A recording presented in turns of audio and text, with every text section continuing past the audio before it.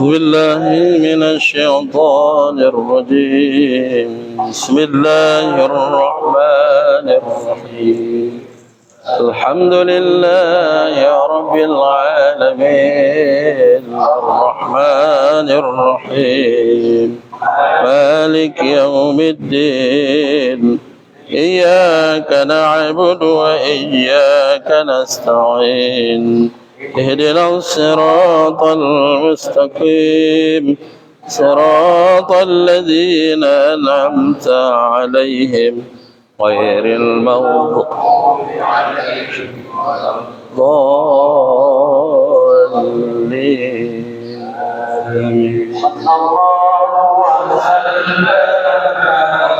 على النبي سيدنا محمد وآله وصحبه أجمعين.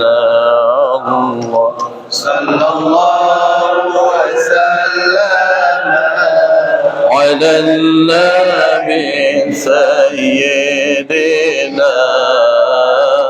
محمد وآله وصحبه أجمعين. صلى الله وسلم على النبي سيدنا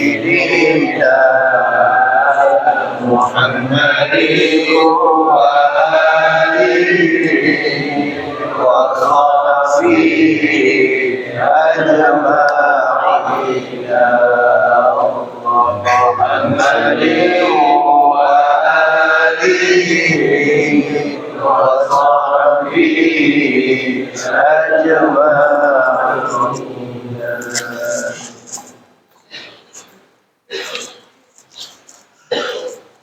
يا سلام يا سلام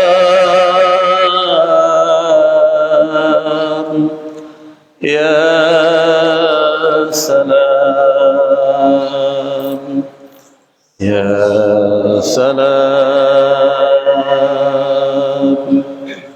يا سلام يا سلام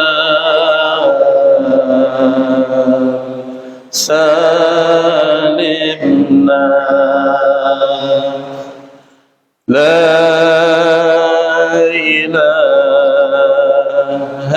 إلا الله الملك الحق المبين محمد رسول الله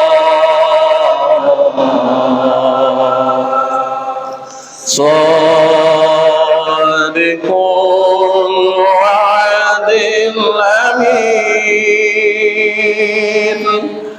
لا إله إلا الله الملك الحق المبين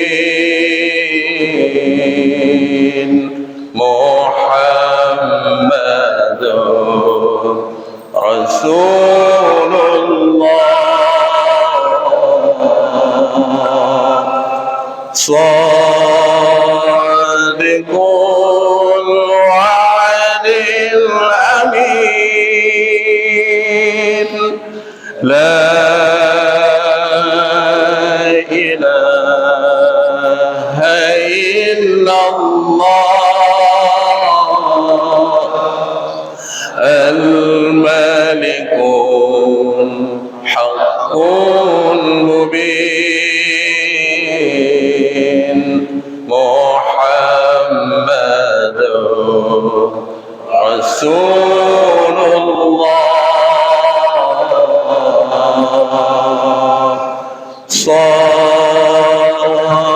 صادق الوعد الأمين لا إله إلا الله الملك الحق المبين محمد رسول الله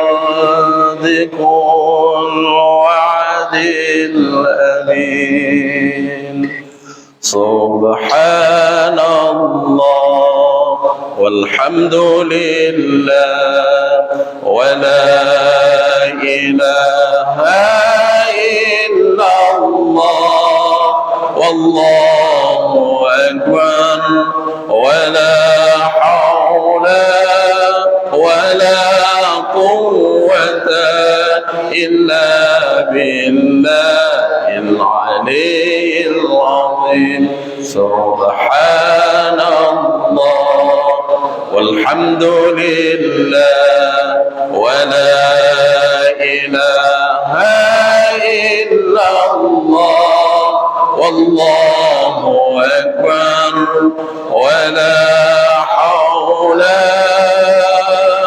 ولا قوة إلا بالله العلي العظيم. السلام عليكم ورحمة الله وبركاته. الحمد لله الحمد لله الذي أرسل رسوله بالهدى ودين الحق ليظهره على الدين كله ولو كره الكافرون. أشهد أن لا إله إلا الله وأشهد أن محمدا عبده ورسوله. اللهم صل وسلم على سيدنا محمد وعلى آله وأصحابه أجمعين.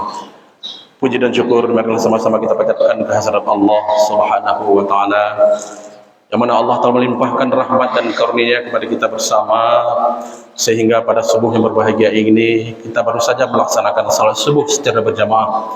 Mudah-mudahan amal ibadah kita pada subuh yang berbahagia ini diterima oleh Allah yang Maha Kuasa. Amin ya rabbal alamin. Salawat dan salam kita sanjung sajikan kepada Nabi besar Muhammad sallallahu alaihi wasallam dan telah membawa umatnya dari alam kebodohan ke alam yang berpengetahuan. Kapan kehormatan kami kepada Bapak Kecil dan perangkatnya, dan kata-kata penghormatan kami kepada Ketua BKM dan juga perangkat masjid yang ada di Lamtih. Juga kata penghormatan kami kepada seluruh penasihat Arafah yang telah berhadir di Masjid Lamtih ini, dan juga kanda-kanda kami dari Jumat Berkah yang telah berhadir bersama kita, dan juga kata penghormatan kami juga kepada TNI, Polri yang telah sudi kiranya datang jauh-jauh dari Raider 112 ataupun dari Rindam, selalu hadir bersama kita. Mudah-mudahan TNI bersama rakyat insyaallah akan kuat. Terima kasih. Mudah-mudahan tetap istiqamah bersama kita semua insyaallah. Alhamdulillah pagi ini Ustadzul Arafah jam 6 bertolak ke Mekah insyaallah. Mudah-mudahan diminta doa kepada kita bersama, kepada sedang jamaah, mudah-mudahan selamat jalan, mudah-mudahan orang tua jamaah, seluruh jamaah Haji Aceh mudah-mudahan diselamatkan oleh Allah Subhanahu wa taala, mudah-mudahan menjadikan haji yang mabrur. Amin ya rabbal alamin. Insyaallah Ahad depan kita akan mengunjungi Masjid Miftahul Jannah, Kampung Pungi Ujung, Jalan Ulele, yaitu kampung saya sendiri. Insyaallah mudah-mudahan nanti kita tetap istiqamah walaupun tidak ada Ustazul. Insyaallah tetap kita melaksanakan salat subuh secara berjamaah, mudah-mudahan. Insyaallah penceramah kita pada subuh yang berbahagia ini akan disampaikan oleh Dr. Renat Ilham Maulana SSI. Beliau juga pertama kali berkunjung ke Jamaah Arafah, mudah-mudahan beliau tetap bersama kita. Amin ya rabbal alamin. Kepada Al-Mukarram kami persilakan dengan segala hormat. Lebih dan kurang kami mohon maaf. Wabillahi taufiq wa hidayah. Wassalamualaikum warahmatullahi wabarakatuh.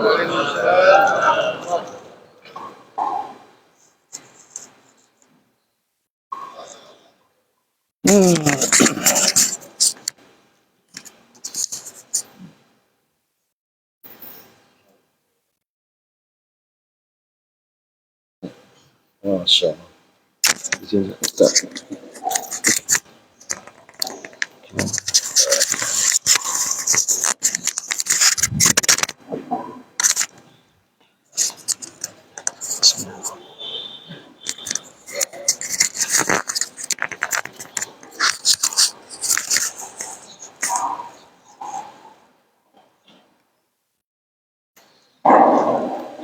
Bismillahirrahmanirrahim.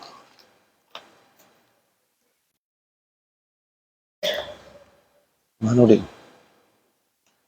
Satu-satu.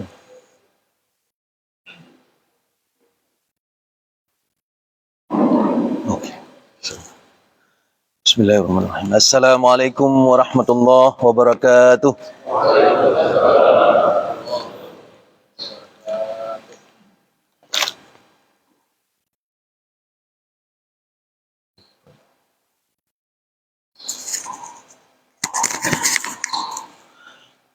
Innal hamdalillah nahmaduhu wa nasta'inuhu wa nastaghfiruh wa na'udzu billahi min shururi anfusina wa min sayyiati a'malina. Man yahdihillahu fala mudilla lahu wa man yudlil fala hadiya lahu. Allahumma shalli wa sallim ala sayyidina Muhammadin wa ala alihi wa ashabihi wa man tabi'ahu ila yaumil qiyamah. Sidang jamaah subuh Arafah yang dirahmati Allah Subhanahu wa taala, tak henti-henti kita memanjatkan rasa syukur kita kepada Allah Subhanahu wa taala.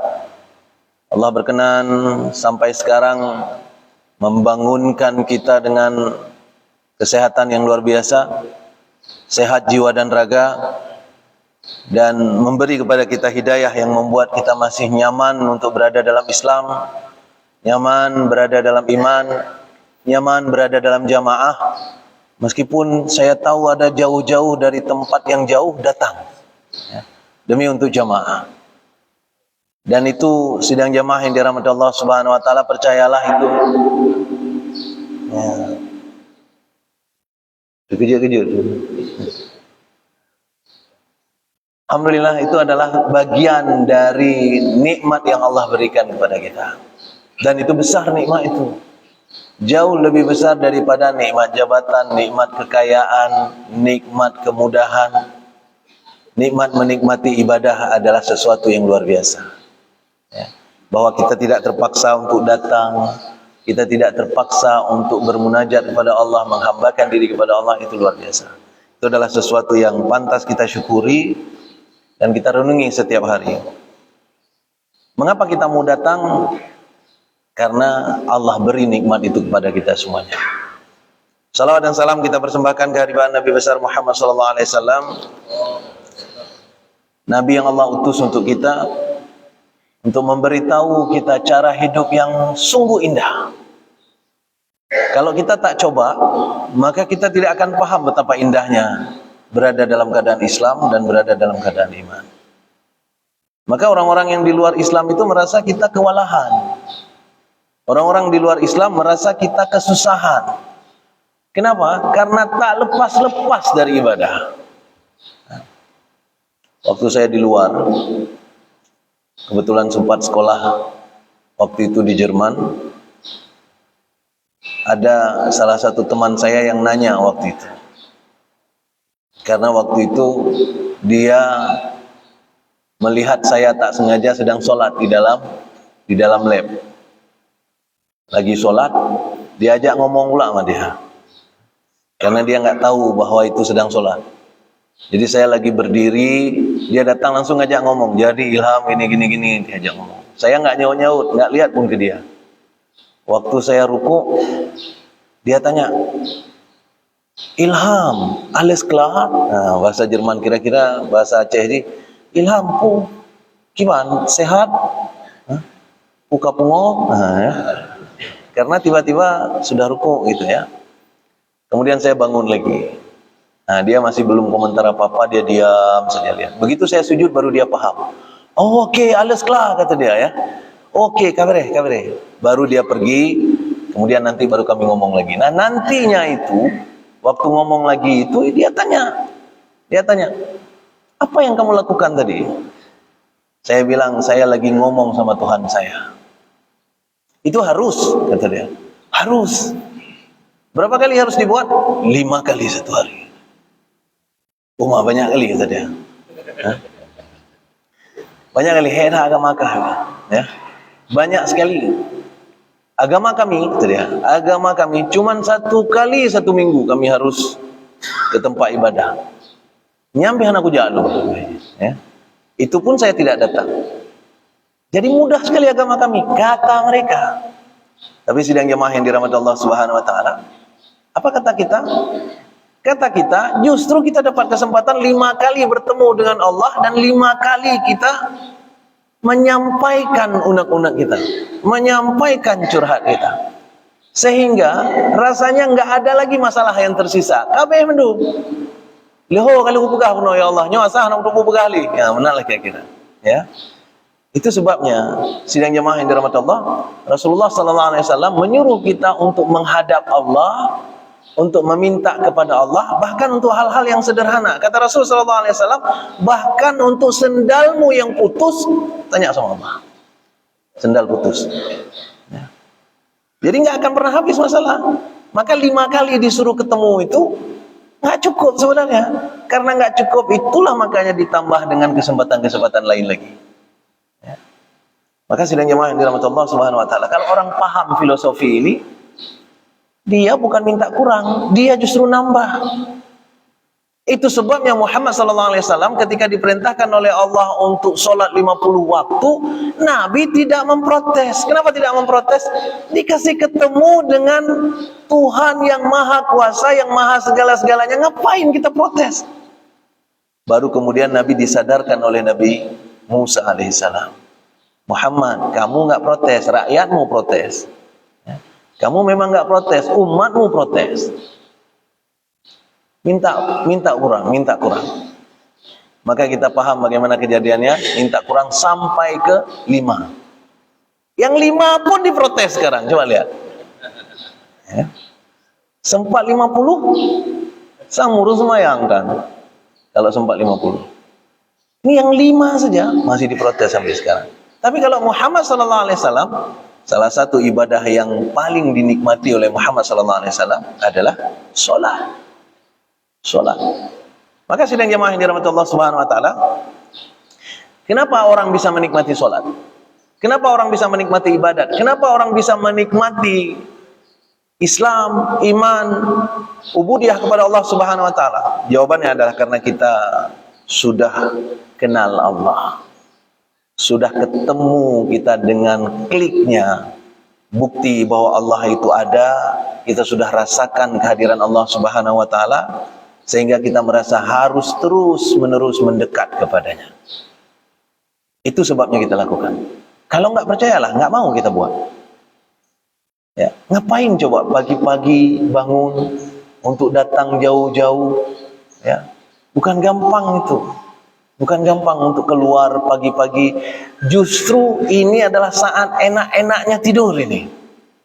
Ya, itu sebabnya azan subuh ditambah dengan as-salatu khairum minan naum. Khusus azan subuh. Ya. Kalaupun ada yang bagus sekali azannya, kayak Ustaz tadi bagus sekali azannya, subhanallah ya. Kalaupun ada yang bagus sekali azannya, nggak usah tambah-tambah salatu khairum minan naum di salat asar misalnya.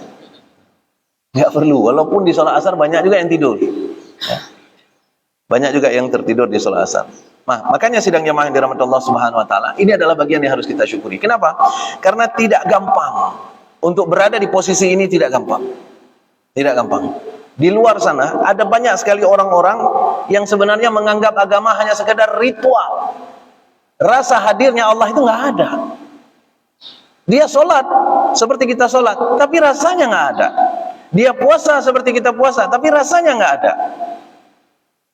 Maka salah satu hadis yang terhubung dengan itu tentang puasa disebutkan oleh Rasul sallallahu alaihi wasallam, "Rubba shaim laisa lahu min shiyamih illa al-ju', wa rubba qa'im laisa lahu min qiyamih illa as-sahar." Kata Nabi, betapa banyak orang-orang yang berpuasa, dia berpuasa tapi dia nggak dapat apa-apa, kewajibannya gugur. Kewajibannya sebagai orang berpuasa gugur. Kenapa? Karena dia sudah berpuasa, tapi dia tidak dapat apa-apa.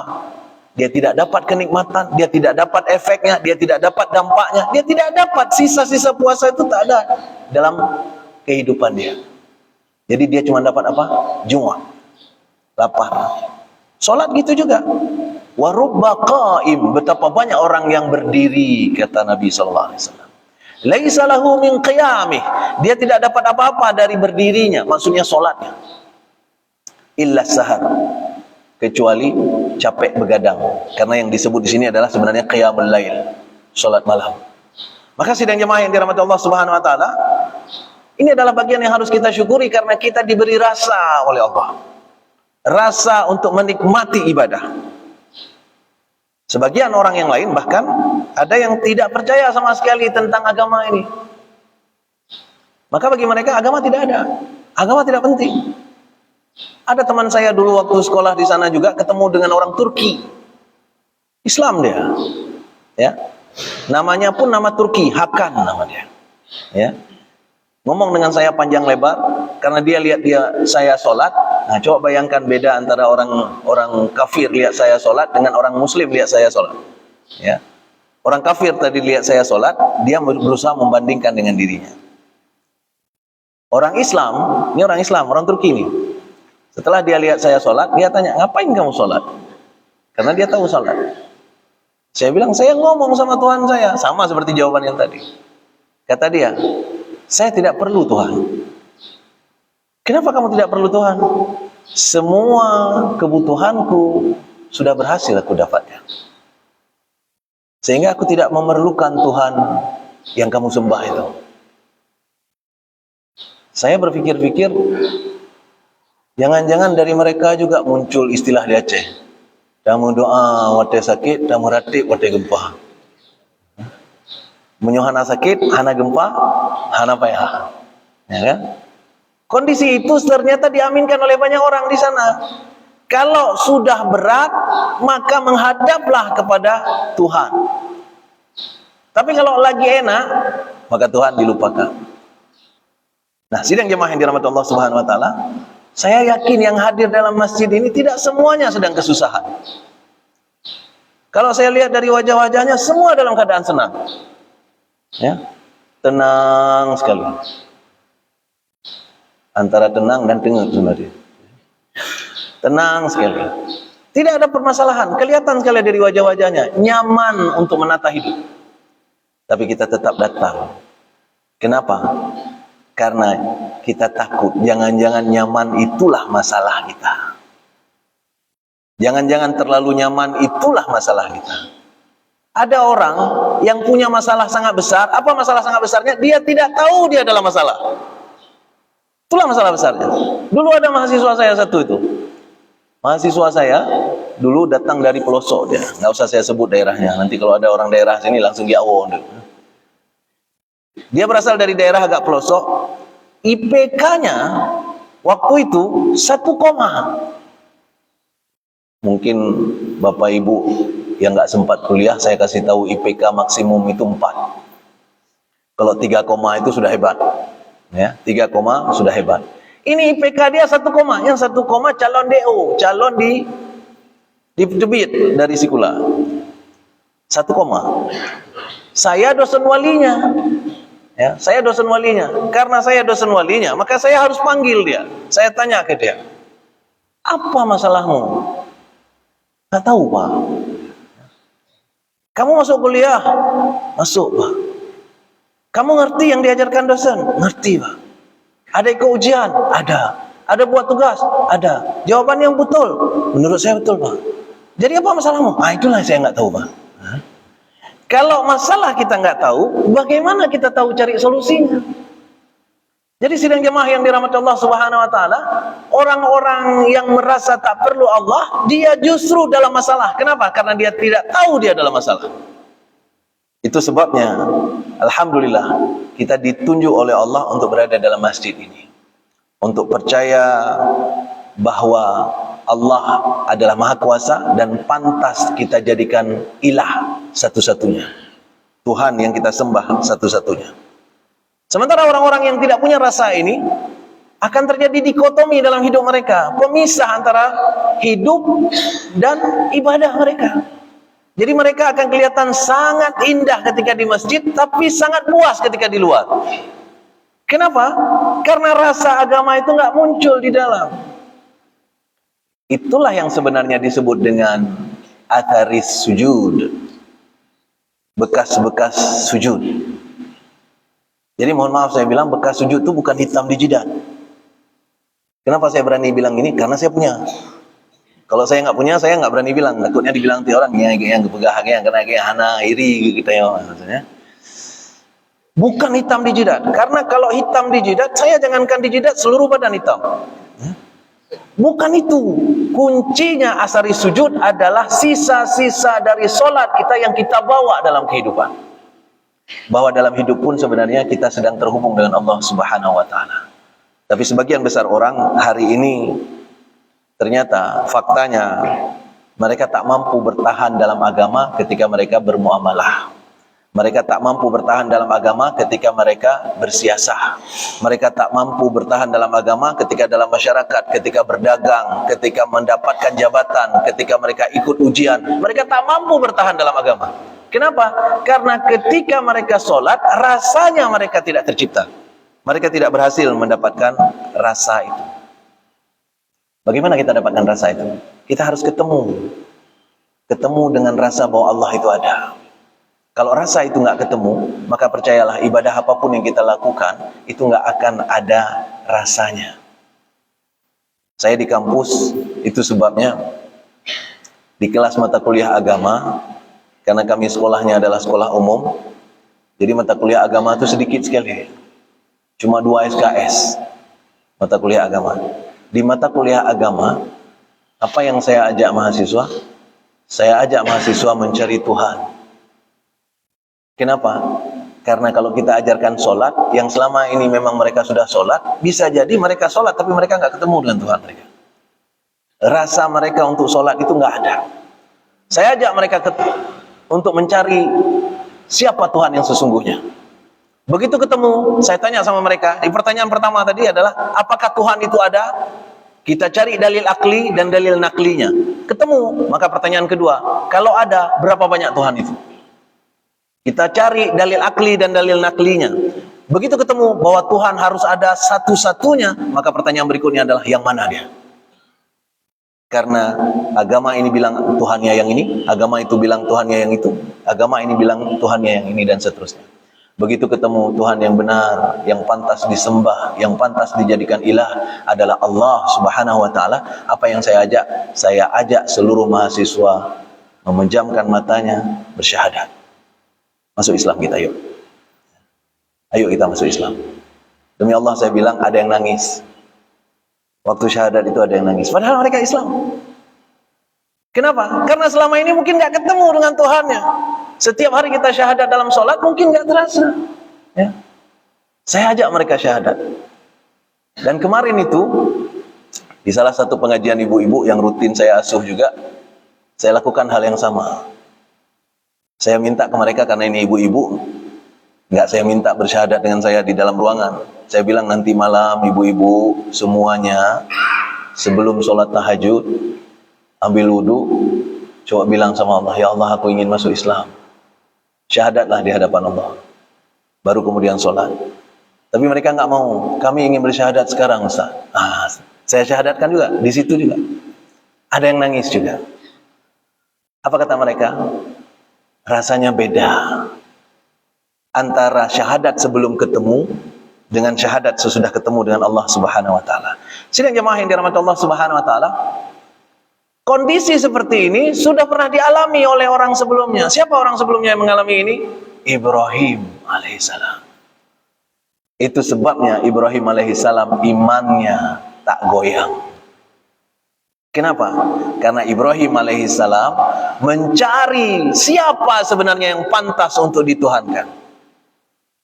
Yang pertama sekali diabadikan oleh Allah di dalam surah Al-An'am ayat ke-76. Nabi Ibrahim bertemu dengan bintang dan menyangka bintang itulah Tuhan. Kata Allah di dalam Al-Quran, diabadikan ini di dalam Al-Quran, falamma janna alaihi al-lail ra'a kawkaba qala hadza rabbi. Ketika Ibrahim mendapati suasana gelap, kemudian bintang terlihat, apa yang dikatakan oleh Ibrahim alaihissalam? Ini Tuhan nih kayaknya, karena istimewa sekali penampakannya. Tapi falamma afala, tapi ketika bintang itu hilang, ketika matahari keluar, bintang hilang, kata Ibrahim, qala la uhibbul afilin, aku tidak suka Tuhan kalau dia hilang-hilang. Karena kalau Tuhan itu hilang, berarti pada saat kita punya masalah, Tuhan lagi nggak ada, lagi hilang. Kita mau ngomong sama siapa? Maka Ibrahim tidak suka bagian itu. Ibrahim mencari yang lain lagi. Apa yang dicari oleh Ibrahim? Falamma ra'al qamara bazighan qala hadza rabbi. Ketika datang bulan besoknya, Ibrahim kemudian berkata, ini sepertinya Tuhan. Tapi apa yang terjadi? Falamma afala qala la illam yahdini rabbi lakunanna minal qaumid dhallin. Ini ternyata hilang juga Tuhannya. Kalau ini Tuhannya hilang juga, maka kalau aku punya masalah kagak wano. Gak tahu aku ngomong sama siapa. Kemudian yang lebih besar lagi, ketemu yang lebih besar. Falamma ra'a syamsa. Kemudian matahari. Kali ini matahari. Falamma ra'a syamsa bazighat qala hadza rabbi. Ya, hadza akbar. Ya. Ini kayaknya ini lebih besar. Ya, ini besar, nyok kabutoyo. Ya, ini besar. Tapi kemudian apa yang terjadi? Falamma afalat, hilang juga ternyata. Qala ya qaumi inni bari'um mimma tusyrikun. Itu hilang. Apa kata Ibrahim? Wahai kaumku, aku melepaskan diri dari semua tuhan-tuhan yang lain yang kalian persekutukan selama ini. Aku tidak bisa percaya bahwa itu Tuhan. Baru kemudian Ibrahim mengucapkan wajjahtu wajhiya lilladzi fataras samawati wal ard hanifa wama ana minal musyrikin. Ya. Ibrahim kemudian mengatakan, aku ingin menghadapkan wajahku kepada Tuhan yang sesungguhnya. Siapa Tuhan sesungguhnya? Fataras samawati wal ard, yang menciptakan langit dan bumi. Tadi dibacakan oleh Ustaz Rizki tadi di dalam sholat surah Al-Muluk. Siapa Tuhan yang pantas kita tuhankan? Dia adalah alladzi khalaqal mauta wal hayata. Apalagi dia adalah alladzi khalaqa sab'a samawatin tibaqa. Itu Tuhan. Itu Tuhan.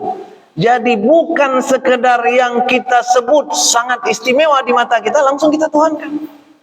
Ya. Itu Ibrahim alaihissalam. Sidang jamaah yang dirahmati Allah Subhanahu wa taala, ternyata kondisi ini tidak hanya dialami oleh Ibrahim alaihissalam. Dalam perjalanannya kemudian ada banyak orang yang mengalami kejadian-kejadian seperti ini. Ada salah seorang dokter di Aceh. Saya nggak sebut namanya, mungkin dia nggak suka disebut namanya. Saya sebut saja namanya Mawar. Mawar ini, tapi laki ya, laki. Ya. Jadi mawar berduri. Ya. Mawar ini bukanlah seorang yang istimewa, tapi dia kritis pikirannya. Maka ternyata waktu kecil dia hampir ateis. Waktu SD SMP dia hampir ateis. Apa penyebabnya? karena dia tidak dapat rasa Tuhan dalam hatinya. Waktu itu dia mempertanyakan habis-habisan apa yang penting dari solat yang kita lakukan, karena dia dididik oleh orang tuanya untuk berdiri sujud ruku setiap hari, dan itu yang kita lakukan pada anak-anak kita. Kita biasakan mereka hafal Quran, kita biasakan mereka solat malam, kita biasakan macam-macam, tapi kadang-kadang kita lupa memasukkan tauhid ke dalam hati mereka sehingga rasa itu nggak hadir. Ya. Di salah satu masjid setelah saya ceramah, seorang orang tua datang ke saya curhat. Apa curhatnya? Curhatnya adalah beliau mendidik anaknya luar biasa, disuruh biasakan sholat, hafal Al-Quran, sampai 30 juz dia berhasil hafal Quran. Tapi setelah hafal Al-Quran, anak itu justru terjebak dalam LGBT sekarang. Anak itu justru terjebak dalam percintaan sejenis sekarang. Jadi bapak itu datang ke saya nangis. Apa yang harus saya lakukan, Ustaz? Apa penyebabnya? Bisa jadi kita gagal memasukkan tauhid sejak dini. Jadi sidang jemaah yang dirahmati Allah Subhanahu wa taala, dokter yang saya bilang tadi kasusnya sama. Waktu SD dan SMP, beliau mempertanyakan, kenapa aku harus sholat, harus puasa, harus hafal Quran dan sebagainya? Untuk apa ini semuanya? Mana Tuhan sebenarnya? Dan dia waktu itu kemudian mengatakan, aku akan cari Tuhan itu di mana. Ya. Sampai suatu ketika sholat, ini beliau cerita sendiri ke saya.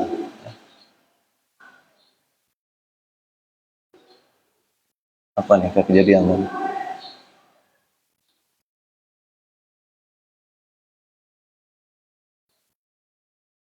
Baik, kita lanjutkan. Hah? Oh, entah si Mawar tadi mungkin marah nih karena. Mudah-mudahan tidak apa-apa. Jadi sidang jamaah yang dirahmati Allah Subhanahu wa taala, sampai suatu ketika setelah sholat Isya di masjid, karena beliau rutin sholat di masjid sebenarnya, cuma rasanya nggak ada. Setelah sholat Isya di masjid, beliau bertafakur, mengkontemplasi diri, padahal itu baru SMP, anak SMP, mengkontemplasi diri dan tidak keluar dari masjid bahkan ketika sudah mau dikunci. Sendiri beliau merenung habis-habisan apa yang sebenarnya yang harus kita jalani dalam kehidupan. Dan beliau bermohon kepada Tuhan, tidak beliau sebut Allah. Tuhan, tunjukkan kepadaku apa kebenaran, aku ingin ikut. Ya, tidak nyaman rasanya cuma sholat-sholat saja kalau tidak ada rasanya.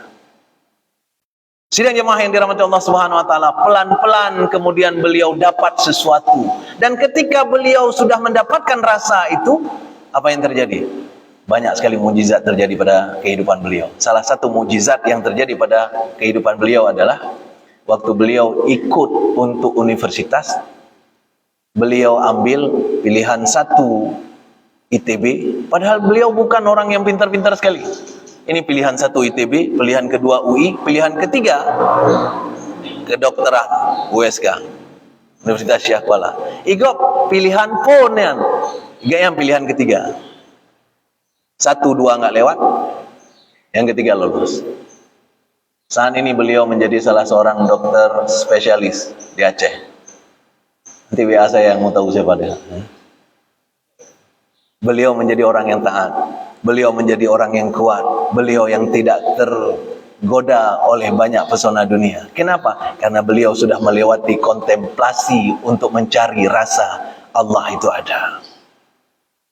Itulah yang terjadi pada Ibrahim alaihissalam. Maka Ibrahim alaihissalam setelah berhasil menemukan Tuhan yang sesungguhnya, wajjahtu wajhiya lilladzi fataras samawati wal ard hanifan, lurus, ya. Lurus ke jalan Allah Subhanahu wa taala. Wa ma ana minal musyrikin.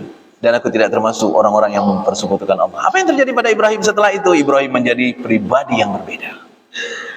Ibrahim menjadi orang yang sanggup untuk mengorbankan apa saja. Apa saja.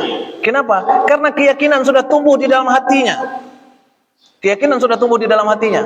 Dan sebenarnya mudah untuk kita cari Tuhan di mana. Kenapa? Karena kata Allah di dalam Al-Quran, sanurihim ayatina fil afaqi wa fi anfusihim hatta yatabayyana lahum annahu al-haqq. Ya. Awalam yakfi bi rabbika annahu ala kulli syai'in syahid. Surah apa itu? Surah Fussilat. Surah Fussilat halaman terakhir. Ayatnya saya lupa nomornya berapa. Tapi halaman terakhir kiri bawah. Nah, biar kayak Adi Hidayat segini. Kiri bagian bawah, tapi nomornya saya nggak tahu. Apa kata Allah? Kata Allah, kami tebarkan tanda-tanda kehadiran Allah Subhanahu wa taala di setiap ufuk, fil afaqi. Di setiap sudut ada. Wa fi anfusihim, bahkan pada diri mereka sendiri ada. Hatta yatabayyana yanahum annahul haqq. Sampai nyata bagi mereka bahwa ini adalah kebenaran. Ini juga terjadi pada seorang mualaf di Australia. Di Australia ada seorang mualaf.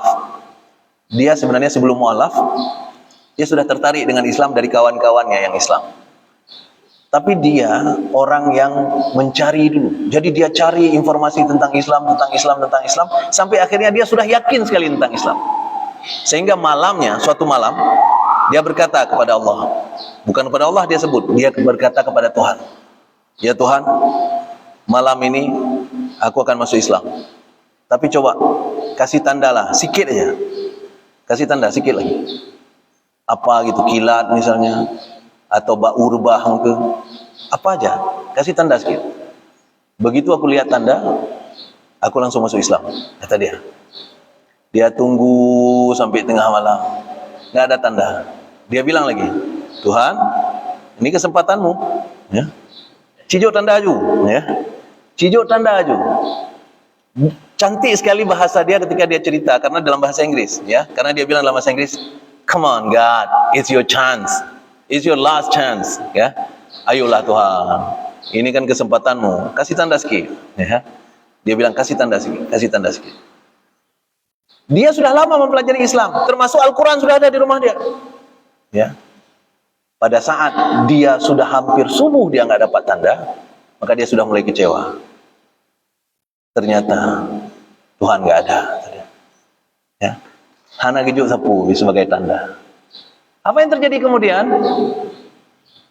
Dia ingin mencari bacaan terakhir untuk membuat kesimpulan.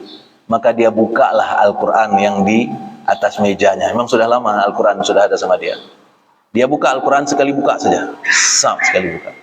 Dan ketika dia buka, langsung yang terbaca adalah ayat yang kita bacakan tadi. Sanurihim ayatina fil afaqi wa fi anfusihim. Seolah-olah ayat itu berkata kepada dia, mantong kami tanda, mentabohnya tanda. Pula kelom tanda. Ba'drofina, kata Allah. Ya. Sanurihim ayatina, tanda-tandanya sudah ada, fil afaqi, di setiap sudut, wa fi anfusihim, bahkan pada diri kamu sendiri ada tandanya, hatta yatabayyana lahum annahul haq, supaya yakin kamu ini kebenaran. Demi Allah, sidang jamaah yang dirahmati Allah Subhanahu wa taala, saya ilmunya kimia. Pasti saya bukan pesantren, bukan dayah dan sebagainya. Ilmu saya kimia. Tapi di kimia itu saya temukan Tuhan. Kenapa?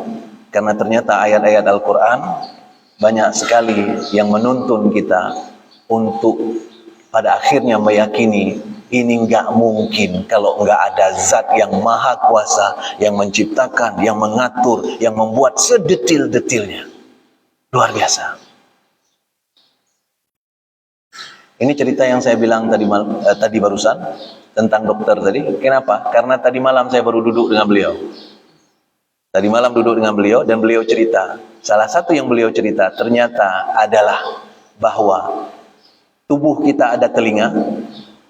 Sel-sel di dalam tubuh kita ada telinga. Sel itu sendiri telinganya ada telinga. Di dalam telinga itu ada telinga lagi. Di dalam telinga itu ada telinga lagi. Sehingga semuanya ada telinga. Maka jangan heran ketika bacaan Al-Quran diperdengarkan, kita tutup telinga pun, maka Al-Quran itu didengar oleh tubuh kita. Siapa yang bisa atur itu kalau bukan Allah Subhanahu wa ta'ala? Maka sidang jemaah yang dirahmati Allah Subhanahu wa taala, apapun ilmu yang kita akan pelajari, kita akan ketemu dengan Tuhan di sana. Kecuali kita menafikan tanda-tanda yang Allah kasih. Mu'alaf yang dari Australia tadi, begitu dia ketemu dengan ayat ini, dia langsung tersungkur nangis. Dia bilang, betapa naif aku. Sudah banyak tanda-tanda dikasih, tapi aku masih tetap mencari sesuatu. Kita juga demikian. Maka sidang jemaah yang dirahmati Allah, itulah pembeda barangkali antara kita dengan Ibrahim alaihissalam. Ibrahim alaihissalam hidupnya menjadi di atas rata-rata setelah menemukan Tuhan. Sebelumnya Ibrahim tidak ada mujizat yang terjadi pada Ibrahim alaihissalam. Tidak ada. Tapi begitu Ibrahim, wajjahtu wajhiya lilladzi fatara as-samawati wal ard hanifa wa ma ana minal musyrikin. Ketika Ibrahim mengungkapkan kata-kata itu, aku hanya bertuhan kepada Tuhan yang satu saja, fataras samawati wal ard, yang menciptakan langit dan bumi. Ketika Ibrahim sampai pada titik itu, maka sesuatu yang luar biasa terjadi pada Ibrahim bertubi-tubi berikutnya. Apa misalnya? Api tidak membakar, anak dan istri yang dibawa ke tempat yang gersang ternyata dapat makanan, bahkan makanannya luar biasa, yang hari ini setelah diteliti air itu adalah air terbaik di dunia, ya kan? Apalagi Ibrahim disuruh menyembelih anaknya, ternyata anaknya nggak tersembelih, tapi sesuatu yang lain yang tersembelih. Banyak sekali. Dan itu kita sebut dengan keajaiban, mukjizat. Tapi kalau kita lihat hidup kita normal. Kenapa normal? Karena yang kita percaya pada yang normal. Kita percaya pada logika, dan logika itu normal. Sehingga yang terjadi pada hidup kita yang normal. Kita tidak begitu percaya kepada Allah yang di atas kenormalan. Sehingga yang di atas kenormalan tidak terjadi pada kita. Yang ajaib-ajaib tidak terjadi pada kita. Kenapa? Karena yang kita percaya memang yang bukan ajaib. Itu sebabnya dalam hidup nanti kita gampang untuk menggantikan dunia dengan akhirat, atau kebalikan, akhirat dengan dunia. Gimana bunyi ayatnya, Ustaz? Ulaika lahum, cuman yang menggantikan dunia dengan akhirat. Ulaika alladzi, surah Al-Baqarah. Lupa saya redaksinya di awalnya. Mereka adalah orang-orang yang menggantikan akhirat dengan dunia mereka. Ya. Mereka nanti akan diazab oleh Allah Subhanahu wa taala. Di mana kita tanda itu? Gampang. Ketika kita mendapatkan konflik of interest dalam pekerjaan, apa yang kita pilih? Ibrahim alaihissalam kan kayak gitu. Ibrahim alaihissalam sedang cinta-cintanya kepada anak semata wayangnya, disuruh oleh Allah untuk hilangkan anak itu. Allah tidak butuh anak itu. Kalau anak itu tidak disembelih oleh Ibrahim, Allah tidak ada pengaruhnya sama sekali. Tidak butuh anak itu. Tapi Allah hanya ingin menguji apa yang akan terjadi pada Ibrahim. Maka sidang jemaah yang dirahmati Allah Subhanahu wa taala, ketika Ibrahim berhasil untuk melepaskan diri dari kecintaan kepada anak itu, Allah langsung turunkan keajaibannya. Itu sebabnya ibadah yang dilakukan oleh Ibrahim itu hari ini kita napak tilasi dalam ibadah haji. Dan apa kata-kata yang kita sebutkan kepada orang yang ibadah haji? Tadi disebutkan di awal, semoga. Tadi di awal kalau kita menyimak, apa tadi disebutkan? Ustadz Zul Arafah hari ini Ustadz hari ini bertolak ke Mekah untuk menunaikan ibadah haji. Ya, kita doakan, tadi dibaca begitu. Kita doakan semua jamaah haji Aceh menjadi haji yang mabrur. Apa itu mabrur? Bapak Ibu yang dirahmati Allah, mabrur ternyata di dalam Al-Quran disebutkan lan tanalul birra hatta tunfiqu mimma tuhibbun. Mabrur itu asal katanya al-birra. Mabrur itu adalah orang yang mempunyai al-birra. Apa kata Allah? Lan tanalul birra. Kalian belum sampai kepada mabrur. Sampai kapan? Hatta, sampai tunfiqu mimma tuhibbun. Sampai kalian berhasil melepaskan diri dari apa yang kalian cintai. Itu yang dibuktikan oleh Ibrahim. Ibrahim mencintai istrinya, Allah suruh lepaskan diri dari dia. Allah suruh asingkan ke lembah yang kering kerontang. Ibrahim sedang cinta-cintanya kepada anaknya, Allah suruh lepaskan diri dari dia. Tapi apakah kemudian Ibrahim betul-betul lepas dari anak istrinya? Tidak. Ibrahim mendapatkan kembali istrinya, mendapatkan kembali anaknya, dan semua hidup bahagia. Tapi kenapa juga Allah suruh dari awal? Allah hanya ingin menguji saja. Tapi Ibrahim tidak tanya. Ibrahim tidak ragu untuk melaksanakan. Kenapa? Karena Ibrahim sudah dapat fasilitas awal. Apa itu? Dia sudah kenal siapa Tuhan. Bagaimana dengan kita?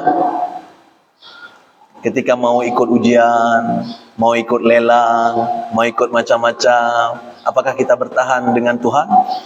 Kita bertahan dengan jalan Allah? Atau kita malah belok ke belakang? Kalau kita belok, itu berarti kita tidak percaya sama Allah. Kita lebih percaya pada logika yang terjadi. Ketika logika yang kita percayai, maka logikalah yang terjadi.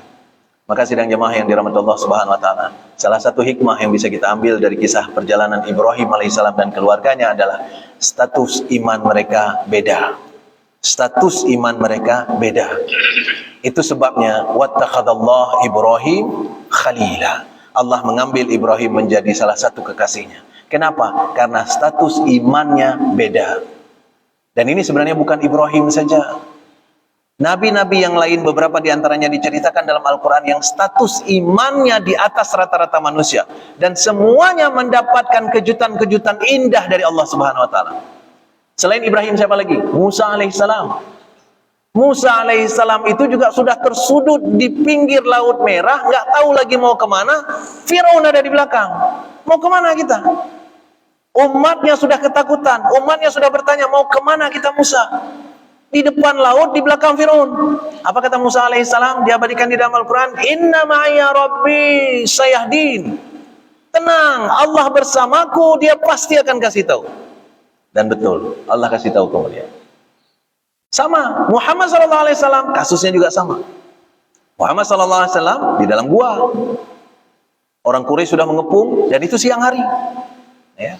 Abu Bakar ketakutan. Bagaimana ini Muhammad? Kalau mereka melongok saja ke dalam, kita akan ditemui oleh mereka. Apa kata Muhammad SAW? At-Taubah ayat 40. La tahzan, innallaha ma'ana. Jangan takut, Allah bersama kita. Siapa yang punya keyakinan dalam suasana yang sudah sangat genting itu bahwa Allah masih bersama kita?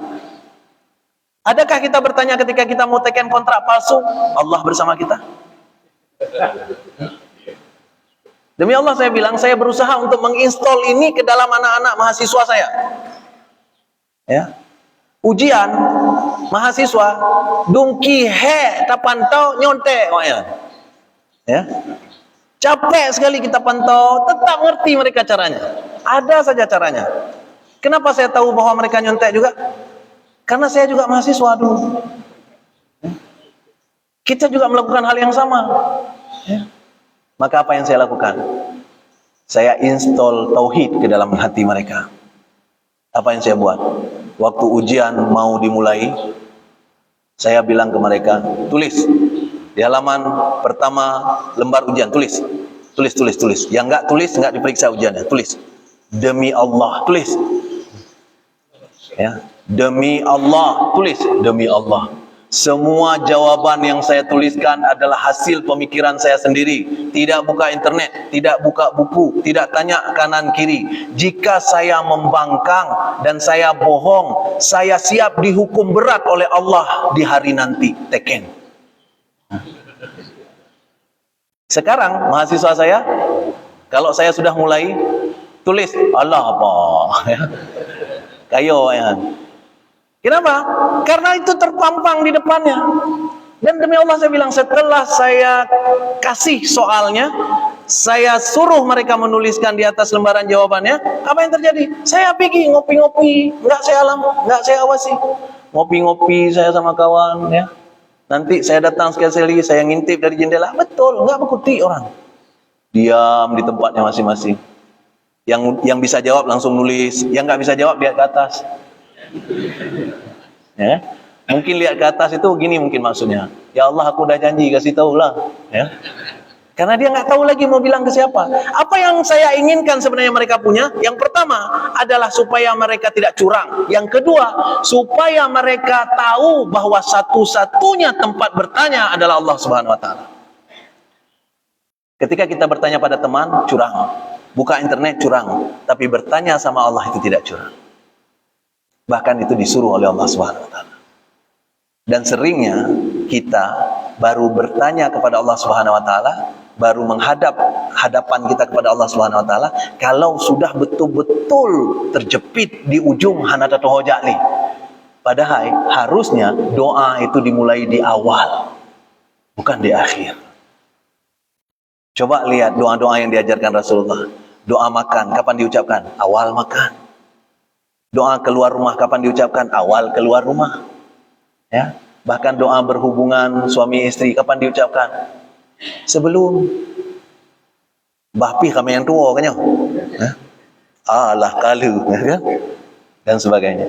Jadi sidang jamaah yang dirahmati Allah Subhanahu wa taala, mulailah dengan doa. Mulailah dengan menghadap kepada Allah Subhanahu wa taala. Itu yang membedakan Ibrahim dengan kita.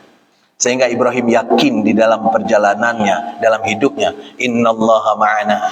Muhammad yakin dalam perjalanan hidupnya, innallaha ma'ana. Musa alaihissalam yakin dalam perjalanan hidupnya, innallaha ma'ana. Tiga-tiga orang ini sebenarnya adalah yang disebut oleh para mufassirin sebagai penafsiran surat Al-Fajr ayat kedua. Walayalin ashr. Wal fajr walayalin ashr. Dan malam yang 10. Siapa malam yang 10 itu? Sebagian mufassirin mengatakan 10 akhir bulan Ramadan, identik dengan Muhammad SAW. Sebagian mufassirin mengatakan 10 awal bulan Muharram, identik dengan Musa alaihissalam. Sebagian ulama mengatakan 10 awal Zulhijjah, kita sedang berada sekarang, identik dengan Ibrahim alaihissalam. Tiga-tiganya diceritakan dalam Al-Quran mengatakan innallaha ma'ana. Allah bersama kita. Itu bedanya kita dengan mereka. Kita jarang yakin bahwa Allah bersama kita. Maka kita yakin Allah bersama kita saat di masjid saja. Ya, seperti yang saya bilang tadi, saat kita lelang jabatan kita lupa Allah bersama kita. Saat kita ikut ujian kita lupa Allah bersama kita. Saat kita berdagang, saat kita bermasyarakat, saat kita macam-macam lupa Allah bersama kita. Itu sebabnya dihadirkan oleh Allah yang bernama Aidul Qurban. Apa artinya Aidul Qurban? Aid artinya al-aud, artinya kembali. Qurban berasal dari kata qaraba, artinya mendekat. Jadi Aidul Qurban artinya kembalilah mendekat kepada Allah. Supaya apa? Supaya kita juga berani mengatakan innallaha ma'ana. Ketika kita yakin Allah bersama kita, maka tidak ada yang tidak mungkin. Sesuatu yang tidak terjadi pada orang akan terjadi pada kita. Yang kita bilang tidak mungkin terjadi gampang bagi Allah Subhanahu wa taala. Apa kata Allah? Huwa alayya hayyin, nyan mudah bagi Allah. Mudah bagi Allah. Maka rugi sekali orang-orang yang tidak berada di posisi ini. Mudah-mudahan kita mendapatkan hidayah dan selalu istiqomah untuk selalu berada di posisi yang demikian sehingga mengikuti millahnya Ibrahim alaihissalam, mengikuti Rasul sallallahu alaihi wasallam, jejak-jejak mereka lah yang sebenarnya jejak-jejak kemenangan. Mudah-mudahan kita bersama dengan mereka sekarang dan nanti di dalam surganya Allah Subhanahu wa taala. Amin ya rabbal alamin. Mohon maaf atas segala kekurangan, kesilapan dalam penyampaian. Subhanakallahumma wa bihamdika asyhadu an la ilaha illa anta astaghfiruka wa atubu ilaik. Assalamualaikum warahmatullahi wabarakatuh. Yaudah.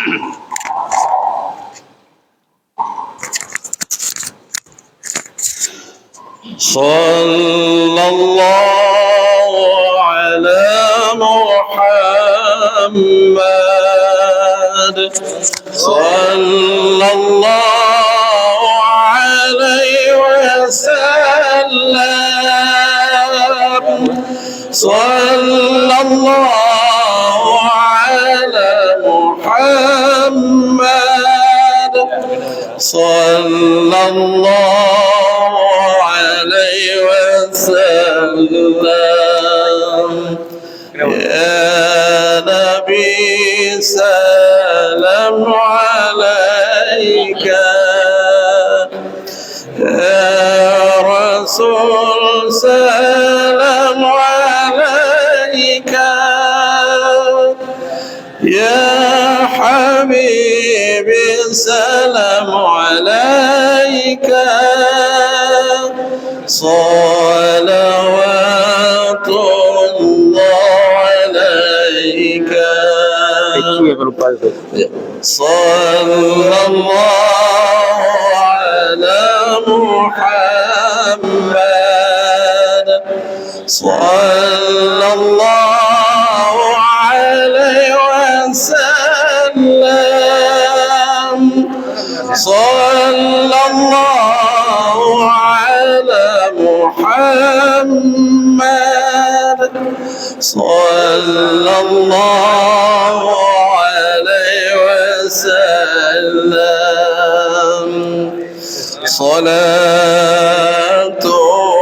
الله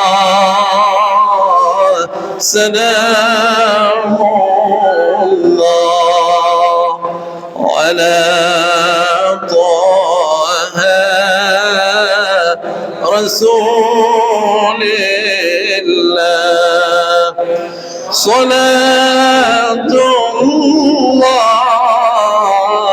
سلام الله على ياسين حبيب الله توسلنا بسم الله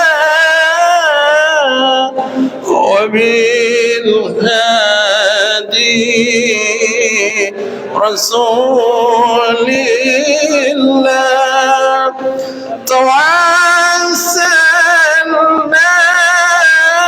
بسم الله